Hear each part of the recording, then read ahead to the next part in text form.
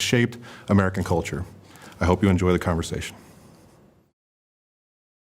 All right, Jennifer, wonderful to have you here with us, and Bishop Barron as always, to discuss your wonderful books, American Nietzsche and the Ideas That Made America. I thoroughly enjoyed these reads, and for all of our viewers, I definitely recommend them, and I'm really looking forward to this conversation. So Thank you. I thought maybe one of the first questions that I'd like to ask is, why is it so important for us to really understand the history of ideas? Sort of how did we get to where we are today? That is the favorite question you could possibly ask an intellectual historian. So my area of specialty is American intellectual history, so the history of ideas, the history of intellectual movements. And what drew me to it was really the ideas, first and foremost. Whatever, I loved getting my mind, into those thorny theoretical issues. But at a certain point in my late, I guess as a teenager, as a college student, my mind started to ask, well, why then and why there? Why did that person think that? And what my mind was doing, I didn't know, was asking a historical question, right? So in order to understand an idea, an argument, a thesis, a book, what is it about that context that is either conditioning the possibilities for that thinker to think the way he or she is thinking? What are the pressures on him or her at that moment to come up with those ideas? How are those ideas a reflection of that moment? And so that's what that's how I think about what it is I do. I mean, it's fundamentally, it can be a philosophical pursuit, a theological pursuit, but it's what makes it historical is the always asking that question of the, why then and why there, so that the context is as important as the idea itself. Yeah, that's fascinating. You also don't lose the thinker himself or herself along the way as well. So exactly. The biographical information gets, you understand the influences. Exactly. And so that's also so important. Sometimes ideas become isms. Yes. Names become, adjectives. Yeah. So Marxian or Marxist, right? But what is it to go back to the original source of an idea, really grounded in a human being, grounded in their lived experience? And so that's one of the fundamental habits of mind, if you will, of how I do what I do, what intellectual history. The other thing, and this is the part that I say to my students when I'm trying to, convince them to stay with me, when they look at the syllabus and they see the reading list and they think, oh, no, is that there is not a single debate in American life today that doesn't have a history. None of this is coming ex nihilo. None of it just parachuted down during the Trump presidency or during this or during, 9/11. None of this. Whether it's a debate about morality, about religion, about economics, about our politics, about our identity as Americans, these are questions, conversations, debates, sometimes really bitter fights that have really, really, really, really long histories. And so what intellectual history does, or what I try to do in these books, is to help us break out of our blinkered perspective. We're so caught in our moment. What happens when we start to think about our now as a long now, and sometimes a really, really long now? And so that's another thing that I try to bring out in my work and in my teaching. The cool thing is that it lets you keep company with people from the past, right? So if you're dealing today with whatever the issue is, the hot button issue, and we feel like, we're in it and it's so hard, you're not in it alone. Because there were a lot of really, really, really smart and sometimes not so smart, sometimes beautiful minds and sometimes not so beautiful minds. But there's a long conversation, and you can bring them into your own inner conversation too. So I think about intellectual history as a way of keeping company with the past and confronting whatever moral, political, economic issue of our moment with these resources, from other people who wrestled with an earlier iteration of the same problem. Yeah, I always think about the language that Mortimer Adler gave it, the great conversation, to partake in that. And Bishop, same question, especially in regard to your work. ideas have consequences. I think is so fundamental, but a lot of people don't believe that.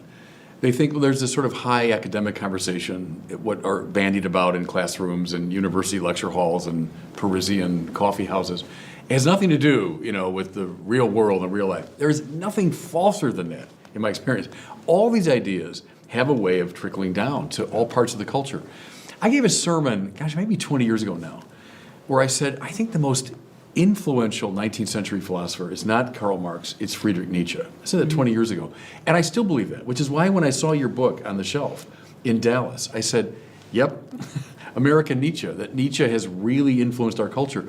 But those who say, oh, Nietzsche, all this highfalutin academic stuff, no way.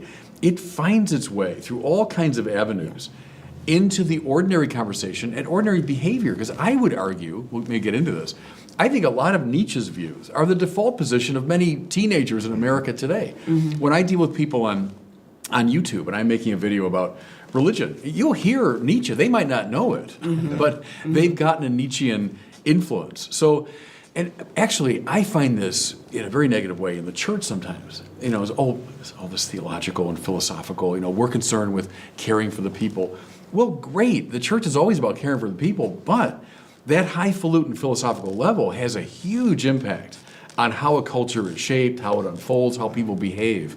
So I think it's massively important, the kind of work you do, that we understand where these things come from and how the culture gets shaped. Yeah. Yeah, and so often it leaves academy and goes into pop culture. You find it in movies and music, and so people are being formed in these ideas regardless of knowing who it is. Yeah. So to your point, knowing the history, it gives even more of a perspective whenever you're watching films or you're listening to music or attending a talk. You know about the process that got us to that point. Yeah, or at least it alerts me to a question. Sometimes I don't know the answer, but at least it raises the question, how did that come to be? Why is that? I liked something that you said about the ideas that have consequences. So one way that I put it in my writing and in my teaching is that thinking is where the historical action is at. Not quite the same thing, but in that same territory, right? So not that ideas are just here in some other realm, for other, whether it's an elite conversation or it's remote, airy-fairy, otherworldly, but then there's the real world, right? The real, no. And that's also the habit of mind that I think I bring to my own work and is common for intellectual historians is to say, no, that never is the case. It's never the case. It's never the case. Right. Whether the ideas are highly articulate or they're more diffuse, they're there.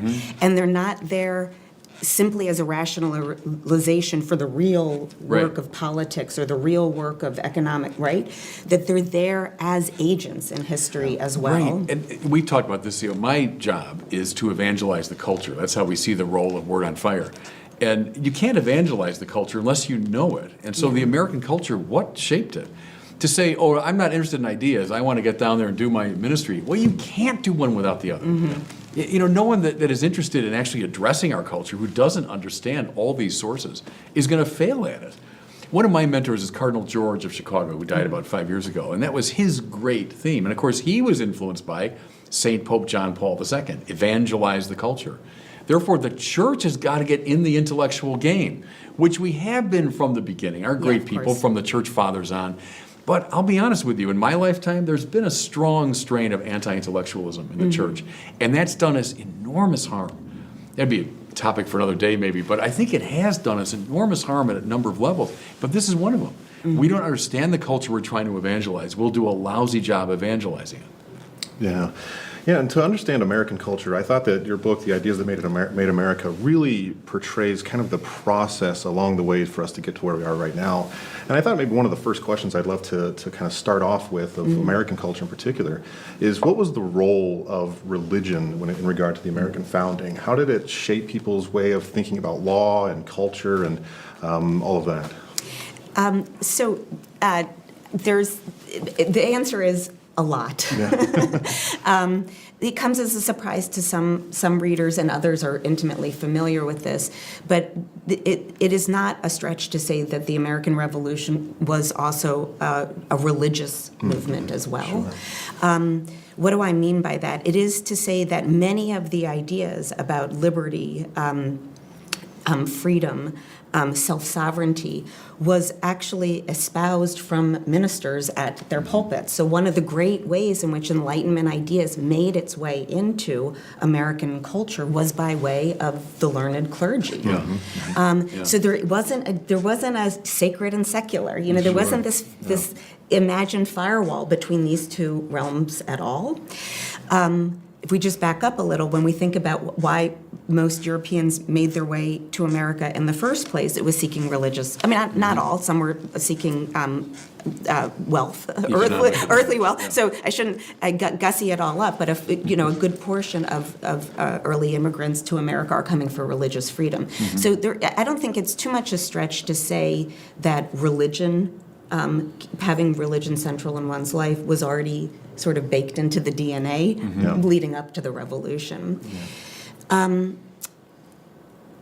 There's so much to say here. I think the go-to text for me on this, and it's a text that I discuss in the book, it's an obvious one, is Thomas Paine's Common Sense. Yes. And so Common Sense uses very much biblical imagery, the stories from the Bible, perhaps in ways that might raise eyebrows to some readers, but and there's still a longstanding debate, was Thomas Paine just using biblical language to try to appeal to what he knew was a religious population, right? To get them to see themselves, to see their struggle with England in a sort of biblical frame? Or was he himself a genuine person of faith? That's still up for debate. I'm inclined to say that actually he was a person of faith. But the language, it's a deeply religious text and uses religious language to help embolden colonists to throw off the yoke of British imperialism. So again, it's right there, central to the story. Yeah. It's such a complicated question, you're right, and it's fascinating to me that you might say two great strains in America. One is a strong rationalist Enlightenment strain, another a strongly religious, for all the reasons you say. But then even within the Enlightenment strain, you've got a religious element, if you want. So the kind of deist, more rationalized form of religion in Jefferson, nevertheless, something like religion. So there it is from the beginning. Also, your point about freedom. The fact that Martin Luther writes a text called The Freedom of a Christian, I think is extraordinarily important as that tradition comes up from religion into society and the integrity of the individual over and against a oppressive institution. A lot of that more Protestant way of thinking about individual in relation to institution, I think certainly affects the American mentality. But I see those two strains to the present day. There's a rationalistic strain for sure within America and a deeply religious one. And they keep asserting themselves, intertwining in interesting ways, sometimes at odds, sometimes each one complementing the other. So in some ways, that's the story of America culturally, I think, are those, how do you read those two things together? Right. My apologies. No, I was going to say you mentioned Jefferson and the intertwining. Things always get interesting in the intertwining. Yeah. So I think of Jefferson's Bible right. as a prime example of intertwining. So the American Revolution, if we think about this as part of the Enlightenment project, if you will, right? Like you don't get the American Revolution, in my view, without the Enlightenment ideas. Yeah. As John Adams said, a change had to happen in the heads and hearts of Americans for them to even want to, throw off to even embark on a revolution, right? So that the first shift had to be a mental and a moral one, or change of heart. The difference between the American Enlightenment, so not necessarily as we see it manifested in the Revolution, but just in its wider consequences, was that it was never as hostile to religion as the Enlightenment was. We've come to know it in France, right? Okay. And the pathway, as I'm sure your listeners all know, goes by way of the French Revolution. Yeah. That's a very different game, story. yeah, right. So that was never our revolution, right? It did not have anything like that degree of anti-clericism and that hostility to religion. And here's where you get the intertwining. So our Enlightenment was always infused, whether you want to say it was pantheist or deistic or a burgeoning form of liberal Protestantism or whatever you want to call it, there was a religious or spiritual dimension, even to the thinkers that we've come to think of as stoutly secular thinkers. So I'm pointing to you because you mentioned Thomas Jefferson. Yeah. Jefferson comes up with his own Bible in the early 19th century. Like, this is a classic But Enlightenment denuded text. of anything supernatural. Right. So, I mean, again, he really gerrymanders his way through the Bible. But that is an American Enlightenment mind at work, It's right? Kant, right? Religion comes Yeah. down to ethics. Right. And so he anticipates Kant in many ways that way, saying that the New Testament's all about ethics. Let's get rid of miracles and about Jesus being divine, et cetera. So, right, it's an Enlightenment So, I mean, project. it's a gerrymandered Bible Yeah. for sure. But that's Jefferson's effort to say certainly the ethical infrastructure that comes to him by way of the Bible is crucial. Yeah. So how is it I can just rework some of this to get rid of the stuff that can no longer stand at the bar of the Enlightenment mind? So again, I just think that that's such a classic example of the peculiarity of the American Enlightenment and how important, whether you want to call it, it's certainly not in Jefferson's sense a kind of standard institutional religious faith. Right, but it's something. It's something. Can I ask you something? Because I mentioned Cardinal George already, and maybe our listeners, maybe this cartoon's been gone so long, but remember Calvin and Hobbes, the cartoon? Yeah, of course. He used to say, America is shaped by Calvin and Hobbes. And his point being, by a very Protestant approach to religion, Calvin, and a very Hobbesian approach to political philosophy, the individual, the war of all against all, social contract, and so on. So to understand America, just think Calvin and Hobbes, But it raises the issue of Catholicism. Because to say Calvin is to say a Protestant influence, which is certainly there, and what he said about freedom and the individual and so on. And the Catholic social theory is different. It's much more communitarian. Yeah. And much more institutional, if you want to put it that way. And then Hobbes is not Thomas Aquinas. For Thomas, politics is natural to us. It's not just a social contract. We're not by nature antagonistic to each other. We're by nature political. And so Hobbes represents a divorce from that view, as Calvin represents a divorce from a Catholic theological understanding. So I just find that interesting. Calvin and Hobbes, I think, are influential. So where does it leave Catholics in America? To me, it's just a very interesting question. Yeah, and that's kind of my next question is what was the role of Catholicism in particular? I mean, did it play a major role in the shaping of the founding of America? Yes, because Catholics were here and also fighting the same fight. I think where things get tricky, of course, is when this is already there, at the founding, where Protestants and Catholics are looking at each other with suspicion, right? So they have a shared fight. They've shared internal enemies. So worried about Native Americans, concerned about slaves as enemies in their midst. They've got a common enemy abroad, but they also historically. So and then of course this just really, if you will. Becomes even more intense over the course of the 19th century as we have more and more immigrants from Catholicism. Catholics have a big stake in this history, and it's partly fighting off the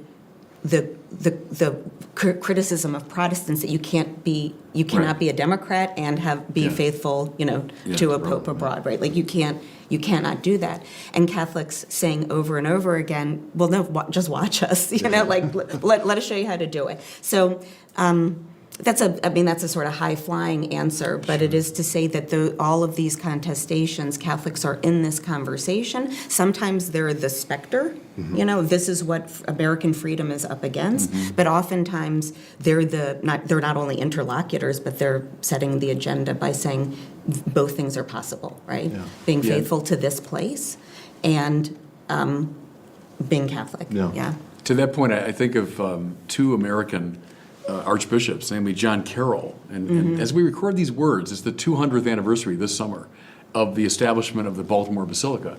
And when John Carroll laid the foundation stone for that, Carroll, who was a friend of George Washington and Benjamin Franklin, and he said, this is a monument to religious liberty. And so he saw it's a monument to Catholics belong here.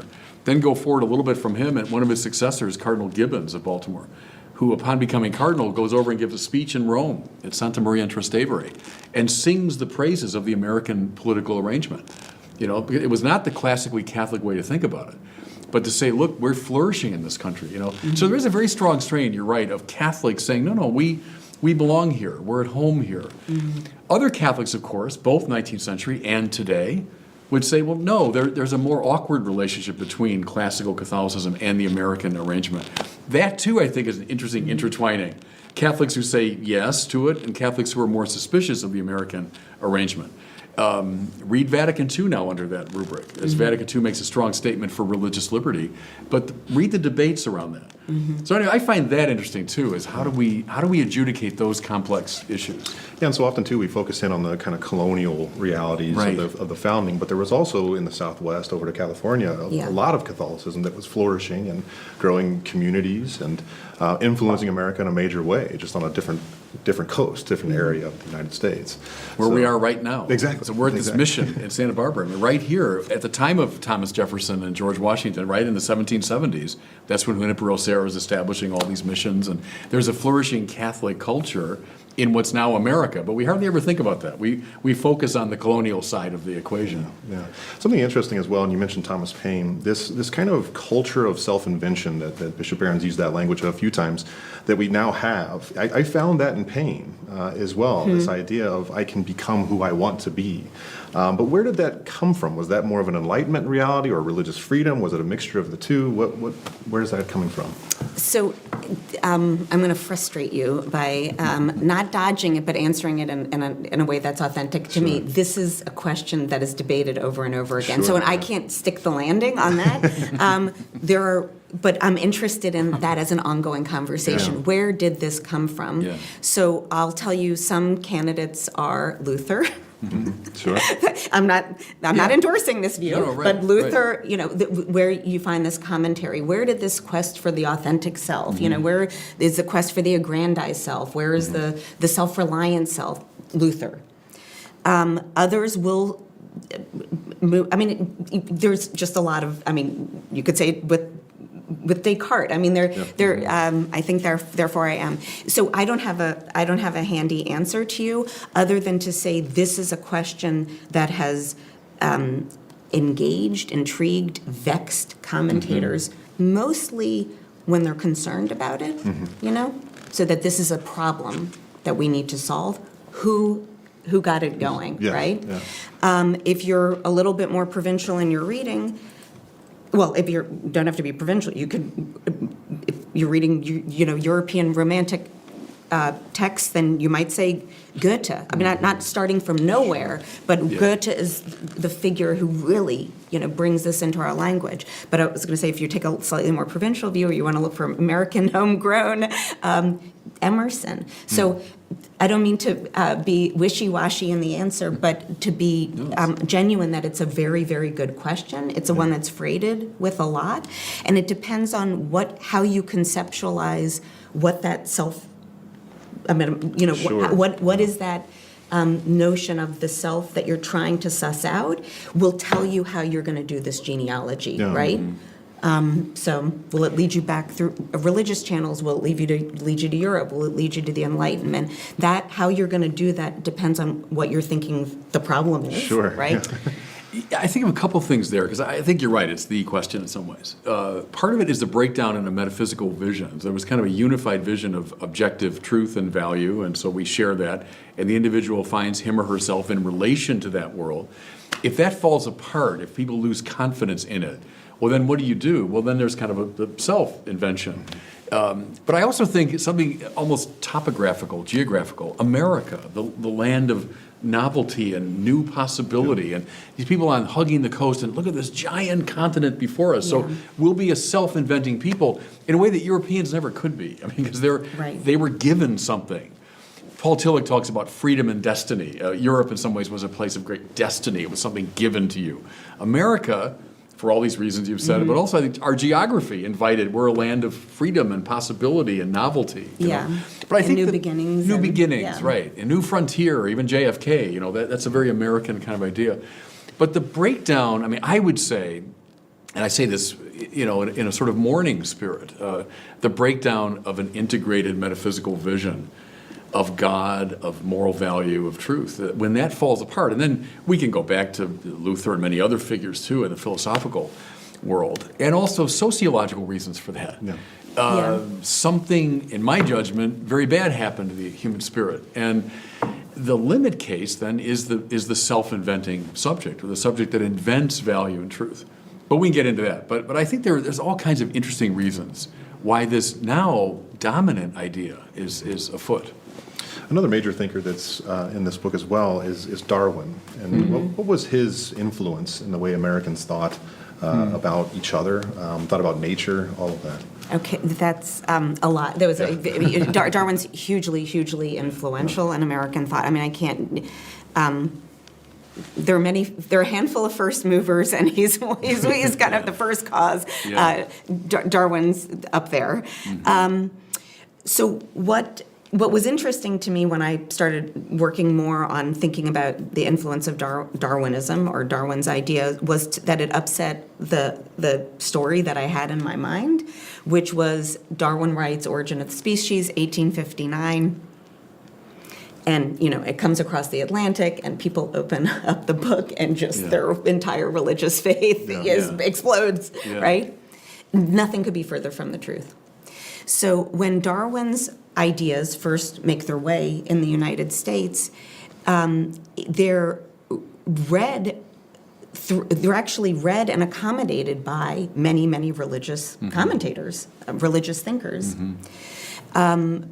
and across the whole spectrum. So there were more liberal Protestants who could read Darwinism and say, well, that actually kind of looks like our universe, right? A vision of progress, a sort of an ever-improving universe. We can do that. There were some more of, if you will, Calvinistic Protestants, and then also Catholic commentators who just said, well, no, he's wrong. But it was easy to swat away, because at the time it still seemed like a ludicrous proposition, right? So just like, and they had so much cultural authority. So there wasn't a huge explosive breakup or anything. It was just, he's wrong. Yeah. So Darwin's ideas really, it takes a long time for Darwinism to become seen as a real threat to established religion. Darwin himself was a man of faith. So again, I think it's always important to separate what Darwin argued versus Darwinism. Whenever the name becomes an ism. Right. The other thing that happens in the United States that's very, I wouldn't say particular to the United States. I think it also happens in England, but in the United States, everything seems to happen with a little bit more gusto. Is that there was a lot of slippage between Herbert Spencer's ideas and Darwin. And Herbert Spencer, so when we talk about Darwinism and tooth and claw, that's not really Darwin, that's more Spencer, right? Yeah. So the Spencer is the one who says, well, if this is the law of the universe, then it's the law of human societies. We want laissez-faire, get the government off our back, the talented and the brightest Survival of the fittest, tooth and claw. And there's nothing in Darwin that endorses that view at all. Yeah. So that is the view that becomes popular, certainly in the Gilded Age, after Reconstruction, and the Gilded Age in the 19th century during industrial America. Yeah. So that's seen as Darwinism or social Darwinism is absolutely crucial to understanding the intellectual landscape. But it's not, you're hard-pressed to find this in Darwin's own writings. Yeah. It's his readers who then retool it and repurpose it in the way that a Herbert Spencer does, or let me talk about in my book, William Graham Sumner, who was a big proponent of this, in the United States. I got from both your books with Darwin, I think you're right, he's a massively important figure, is the way it was received anyway was, okay, if species aren't fixed, species unfold. Well, then I guess nothing is really all that fixed. The moral values, intellectual values, everything seems to be in flux. And so that kind of relativistic view of things. But the guy that came to my mind a lot was a contemporary of Darwin and Emerson, all these people, namely John Henry Newman, who's kind of an intellectual hero of mine. Newman, as you say, took in all of this kind of Lebensphilosophie with a very blithe spirit. Newman, of course, intensely religious man. But he accepted evolution at the level of ideas. Ideas develop, they unfold over time, And for Newman, that never meant that now truth is relative. It just meant in the order of discovery, ideas take time to unfold. And you see it from an angle, I see it from an angle, now we talk. Yeah. You see it from a third angle. Now I listen to what Augustine said about it way back, and now I throw all that to someone else. And in that play of lively minds, Newman said, the idea unfolds, the way a river deepens and broadens over time, the way a tree grows. And what I always like about that is it doesn't fall prey to the either or of, okay, Yeah. I guess our old world of fixed epistemic and moral values, that's all gone, everything evolved. Therefore, relativism or subjectivism, I say, no, therefore, a keener sense of the complex process by which an intersubjective conversation uncovers objective truth and value, you know? So I wonder if that's kind of like a middle ground. We don't have to succumb to okay, everything's up for grabs. It's, no, we're just in a more interesting conversation. Another disciple of Newman's, whom I love, is Bernard Lonergan. And Lonergan said, you know, the fault of a classical view is that knowledge is like taking a look. Oh, it's a form. Let's take a look. Oh, there it is. Well, it's hardly ever like that. I mean, there are objective epistemic and moral values, but I don't just take a look. But together, we look and argue and converse and throw ideas back and forth, and in the evolution of that, the full objectivity of that idea emerges.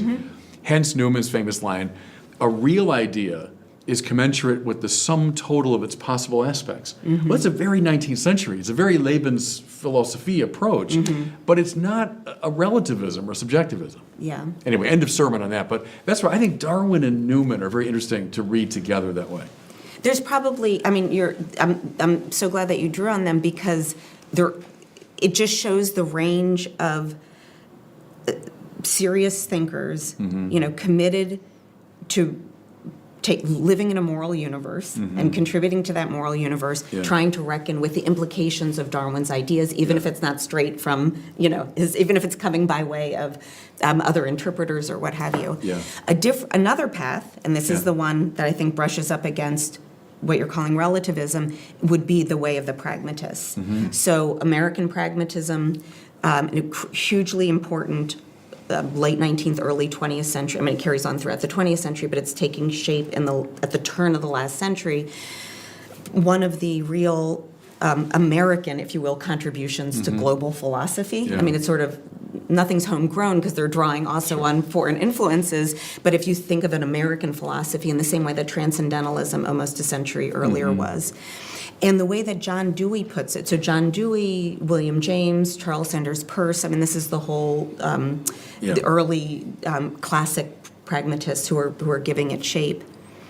Dewey has a wonderful piece from, I believe it's 1910, but it might be a little bit earlier, on Darwin's influence on philosophy.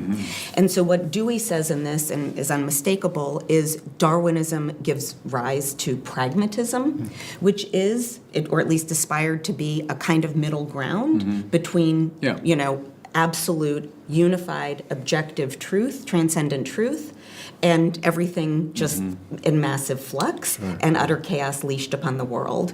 So pragmatism was an effort to try to bridge, if you will, these two viewpoints. As William James puts it quite explicitly, it was for him a way to bridge a scientific view of the world and a religious view of the world. And for him, these were warring worldviews in his own lived experience. You know, the poor guy, he had a couple, I mean, he's one of our, I think, our most magnificent philosophers, but really suffered from this inner civil war between the claims of science and the claims of religious faith. From his father's mysticism. Yeah, exactly. Yeah. So Darwinism gives rise to pragmatism in the United States. And the way that Dewey puts it in a wonderful piece, and again, if readers or your viewers are at all interested, I'm sure you can just do a Google search and the full text will come up. But it is to say, if we take from Darwin a notion of the world ever becoming ever variable without a telos, shouldn't that have an implication for the way that we think about ourselves, the way that we think about our moral world? So it has to have an implication for epistemology, if you will, cosmology, ontology. He takes it in a different direction, of course, but that's where pragmatism comes from.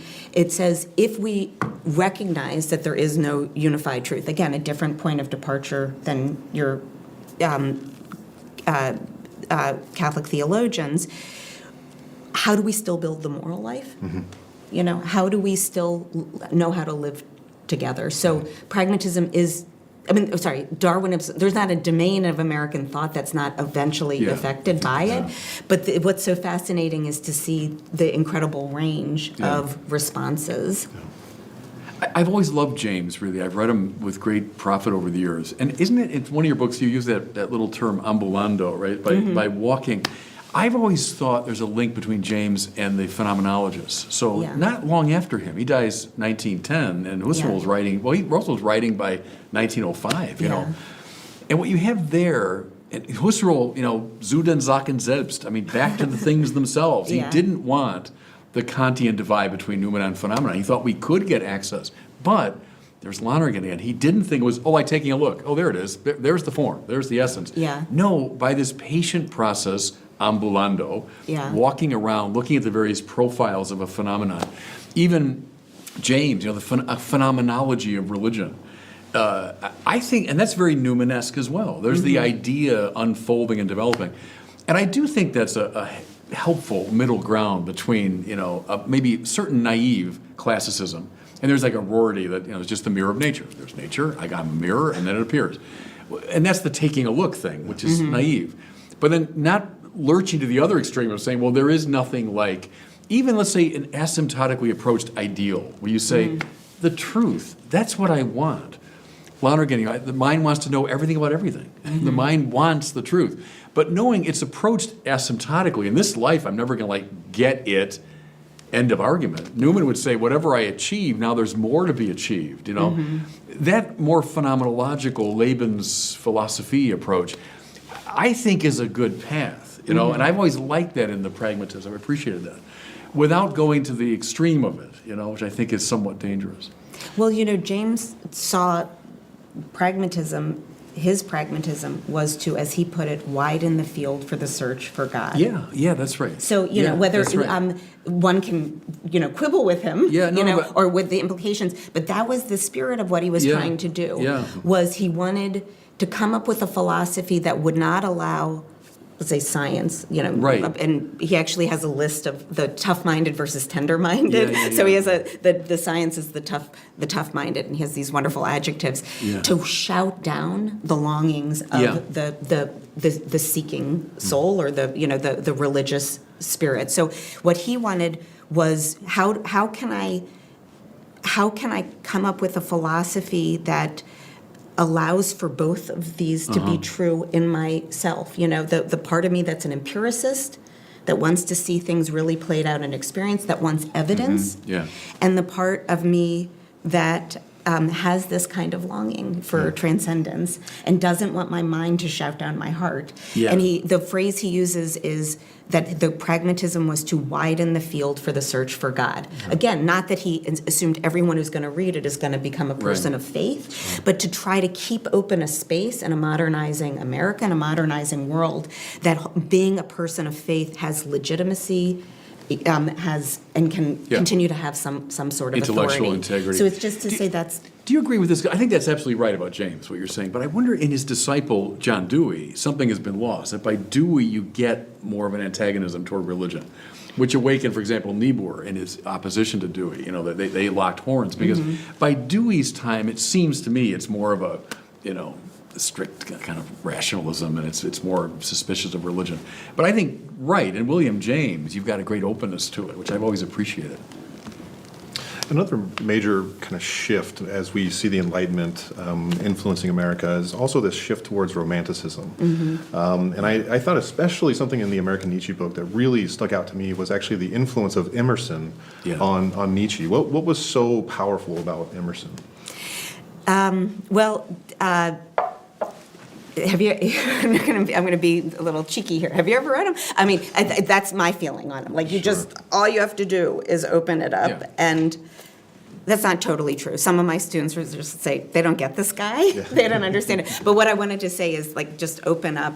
The Harvard Divinity School address. Open up self-reliance. Open up circles. Open up experience. These are titles of some of his essays, and.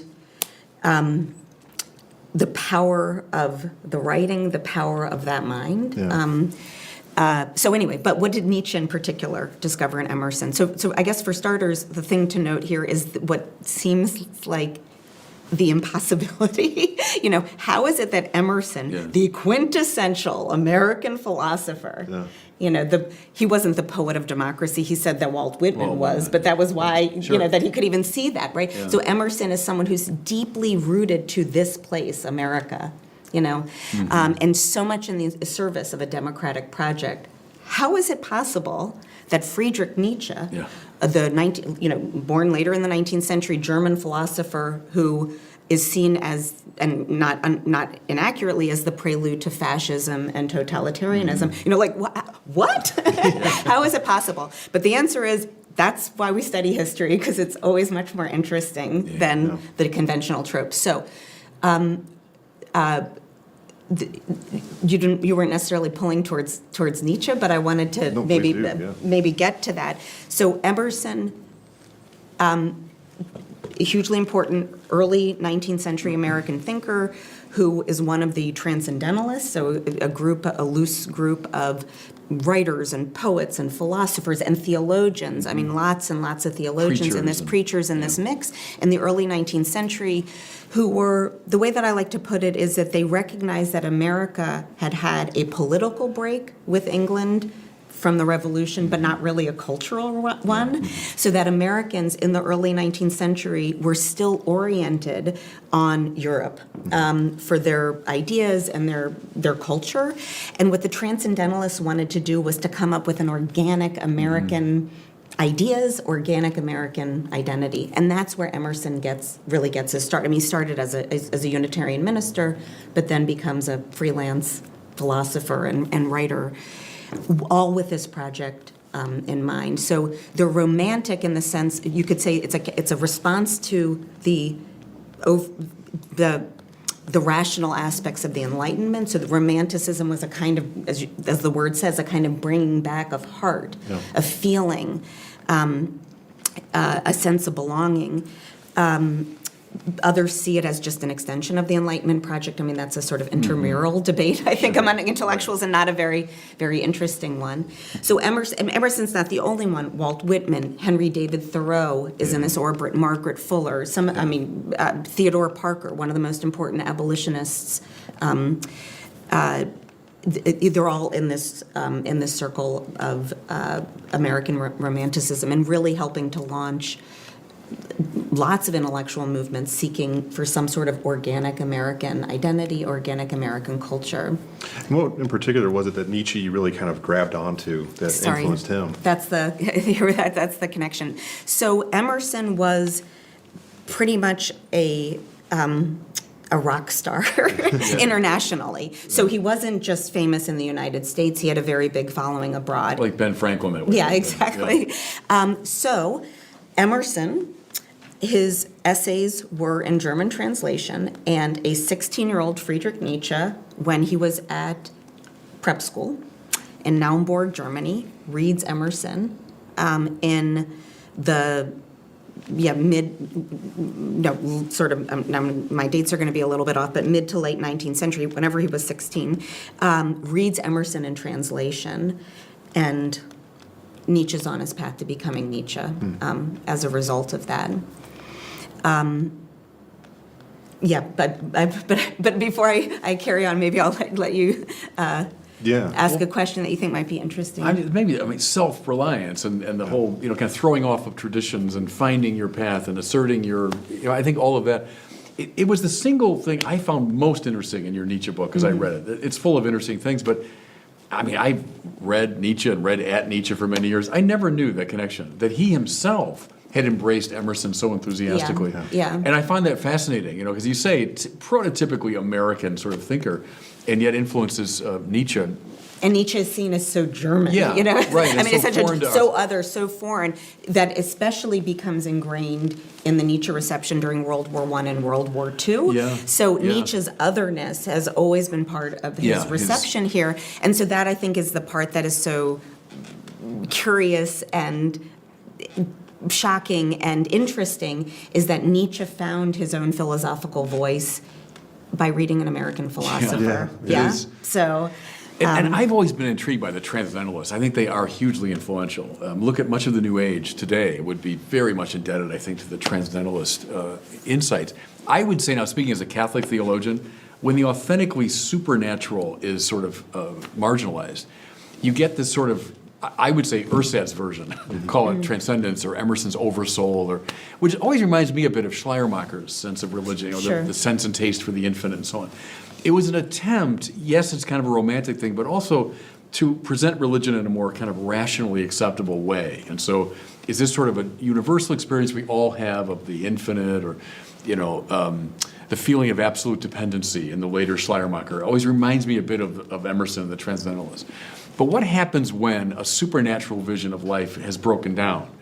And you get a version of religion. And so that famous speech, right, that Emerson gives at Harvard when he kind of breaks ties, even with Unitarianism. So already a pretty de-supernaturalized. And even from that, he breaks, Something's happened in the American spirit there, and in the religious spirit, which I think still has ramifications today. I would see that rather negatively, What happens when a vibrantly supernatural, and now go back to Jefferson. Let's cut out all the supernatural elements. Yeah. So Jefferson is more austerely Kantian, I would say. It's more religion as ethics. With Emerson, you get a kind of mysticism, but a sort of rationalized mysticism, a de-supernaturalized mysticism.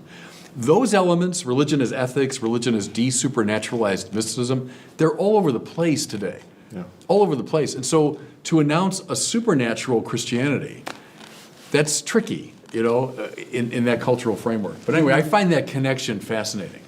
I always think about the quote from Alan Bloom that says Nietzsche is us, talking Yeah. about Yeah, us right. as Yeah. Americans. Yeah. So for us to better understand Nietzsche's influence in regard to American culture, especially today, if there was maybe one or two of his ideas that have really held on, what would those be? So I will give you one,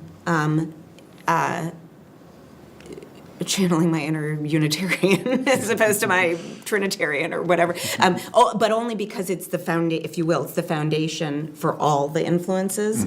Yeah, so that Nietzsche's influence, and I don't think I'm being hyperbolic here at all, spent many years of my life, and hopefully I'm persuasive in the book. There's not a register in American thought where Nietzsche's influence is not felt. Yeah. Religion, politics, Right. culture, Yeah. gender identity. Just you name it, the environment. Nietzsche's influence. And those are not all the same Nietzsche, right? So they're different ideas. So if you want to limit it to a particular domain, so why in the environmental movement was Nietzsche important, or why in feminism was Nietzsche important, or why in Black Power was Nietzsche important? A very different Nietzsche shows up in all of those. So it's just he's so so wide-ranging. That there's a very, very, very long answer to that question. But if you pull all of them back to the one idea or the one claim, was that, and this will be familiar to any of your listeners, watchers who know something of Nietzsche, was that Nietzsche fundamentally challenged fundamentals. Or the foundation of Nietzsche's philosophy is what we would call anti-foundationalism. That is to say that there is no foundation to human experience. There are no absolutes, no a prioris, no universals, no objective truth, no God. Yeah? So what Nietzsche does, and this is I think, obviously there are forerunners of Nietzsche. There's Emerson, who doesn't make this radical a claim, but you can sort of it's sort of pointing in that direction. Yeah. So Nietzsche, part of what makes Nietzsche is just the force and his rhetoric. The rhetoric and just the comprehensiveness. So again, it's not that Nietzsche ex nihilo is making these claims where there's prior thinkers, but in Nietzsche they come together with such a kind of force and clarity, and a kind of, he's also making sociological claims too, so he works in a lot of registers, is the idea that that there is no universal truth, and if human beings need to get over, he put it better than that. The way that he puts it that is very famous and very arresting, but it's only one, is his phrase that God is dead. And we've killed him. And we have killed him, you and I. Yeah. So that's, then I can tell you how we get to an Alan Bloom saying in 1987, Nietzsche is us. These ideas have made their way so much into American framework that you can't think about American thinking without thinking about Can I ask you a question about that? Because this is on my mind. Jordan Peterson has famously said that when Nietzsche makes that remark, it's not, and it's of course in Also sprach Zarathustra, so it's a character in Nietzsche, but it's not a cry of exultation. God is dead, we killed him. No, not at it's all. a cry almost of despair. Yeah. It's a like acknowledgement of, now what? Yeah. Or now, what's the next step? God is dead and we killed him. Now what? Yeah. I've always felt that's more right than wrong, the way Peterson reads that.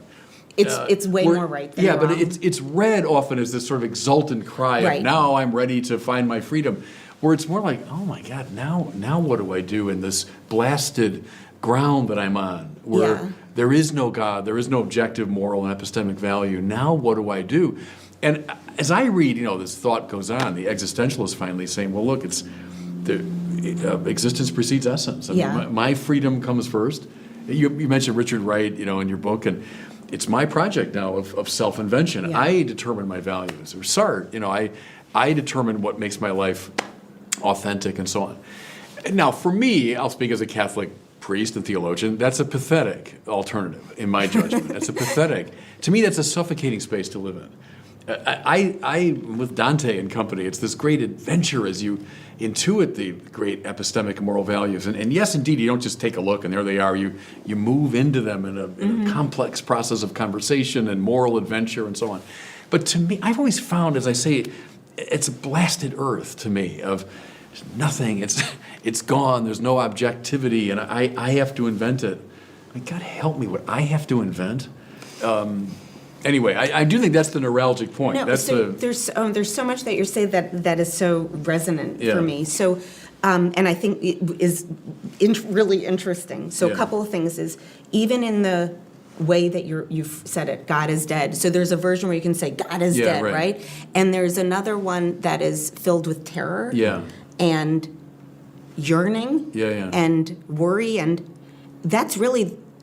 So it's you need to read the actual text. Yes. Nietzsche. So the first statement, and then you understand Nietzsche, I think, also differently, too. So the kind of googly-eyed jester Nietzsche, who's taking joy in the death of God. That's not what shows up in his text at all. I think that's right. Yeah. So, the statement about God is dead comes up actually prior to Also sprach Zarathustra in the Gay Science. So the first time the God is dead reference comes up is in a parable that Nietzsche tells in his Gay Science of, I believe it's 1882. And it's a parable of the madman comes down to the city square and says to everybody, God is dead, we have killed him, you and I. We have his blood stains on our hands. Well, that's from the Gay Science, not from That's from the Gay Zarathustra, that Science. one. Okay. And then everybody laughs at him. It's like, who's this lunatic? And he says, I've come too early, so he leaves. And what Nietzsche is starting to experiment with there, what he's saying there, I think, is a challenge to Christians, but he recognized that they're not yet ready for it, which is to say that he looked around him in a modernizing German or Prussian, if you will, society, and said, we have so many people going to church, but they're starting to pray to a God that they don't really believe in anymore because they're intellectually forces have either challenged it or undermined it. And so there's a way to read it where Nietzsche is actually challenging Christians to really think about their commitments and not be half-hearted about it. Right. Like I'm just going to go to church on Sunday and keep the structure of Christianity, even though actually it's been debased of its real fame, or not real fame, real focus. And that's why I think so many theologians and very committed Christians have read Nietzsche and said Nietzsche is and I'm now using a quote, service to Christianity. Yes. I'm not insisting on that reading, but like Nietzsche helps. I quite point agree out. with you on that. And I want to get your reaction to two examples. One is Jung. Jung, who, like Nietzsche, was born in a parsonage and grown up in a very Christian setting, and found the version of Christianity he was getting to be suffocating. But it didn't lead him toward a sort of Sartrean, existentialism. It led him toward this exploration of these other worlds, mythology and archetypal psychology. And he thought that it opened up the Christian thing in a new way. There's that. The second example is Paul Tillich, who was very influenced by Nietzsche, went through World War I and all of its horrors and all of its rigors, and ends up by recovering Meister Eckhart. And that's where he gets the Gott über Gott, the God beyond God. And so God is dead, we killed him. In a way, fair enough. If there's a false view of God, there's an idolatrous view of God, we ought to kill him. Yeah. And that's frightening in the beginning, but finally liberating because it opens you to the Gott über Gott, the true God. So when Tillich uses the language of, Sein Selbst, God is being itself, he is trying to overcome idolatrous misconceptions of God. Yeah. So that's where I quite agree with you that Nietzsche, maybe despite himself, was opening up, certain paths. The same way, you can read Marx that way too. Marx descended from a long line of rabbis, and Marx is filled with a passion for social justice, and also wants to get rid of a really false view of religion. Yeah. If religion functions as the opium of the masses, well then we should get rid of it. That's a dysfunctional religion. So anyway, I quite agree with you. I think Nietzsche opens up paths for a deeper reflection. There are also other paths that people can take, but that it is to say that's the curious thing about Nietzsche is us in terms of religious readers.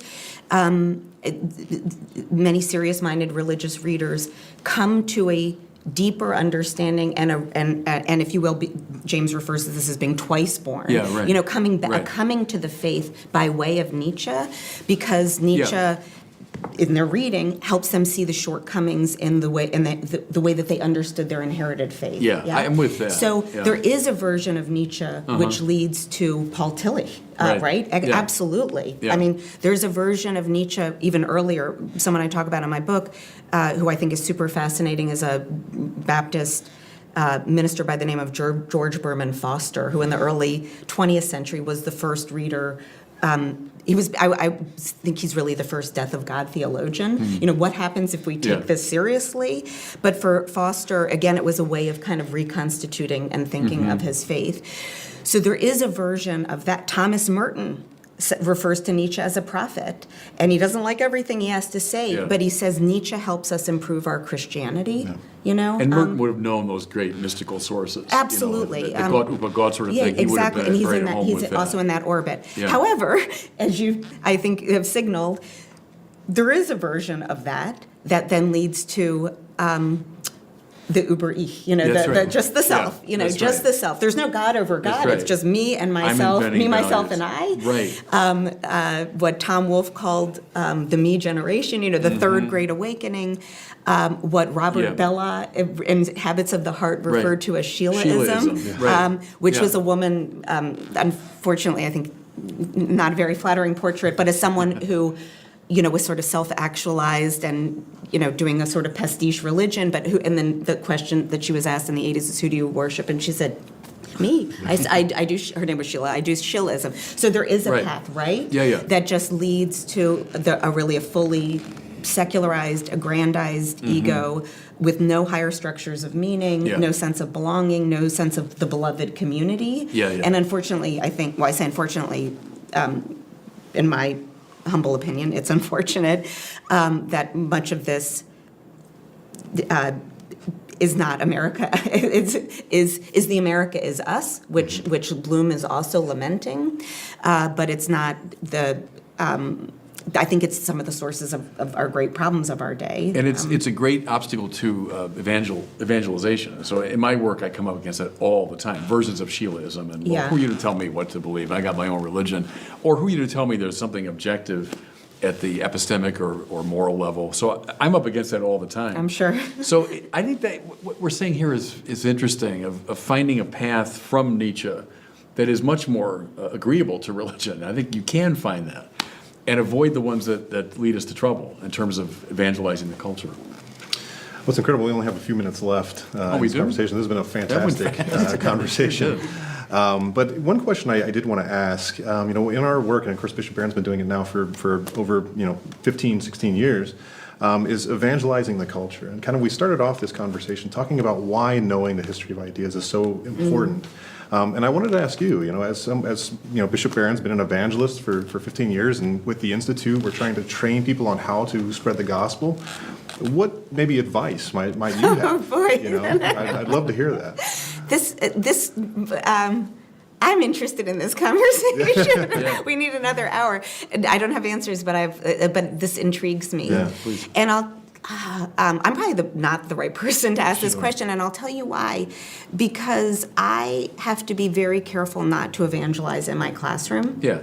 And what do I mean by that in terms of what my politics are, my views of things, even me allowing myself to wag my finger at Sheilaism is something that it's not that I don't do it in the classroom, but I have to be really mindful. Sure. In a classroom, I've got students from all over with all different types of faith traditions, no faith tradition, their politics point in every direction. And I can't do anything to undermine, I don't want to do anything where they feel disrespected or they don't feel like it's a space for them to think through ideas. And if they think I'm in any way an ideologue, they or have indoctrinated. Yeah. So I it's funny. I'm often on the search for rooting out in myself when I hear something that I really want to tell them. But here's what I do let myself tell them, and I think we need more time than we have, but that's fine. We can also just go with this and think about it,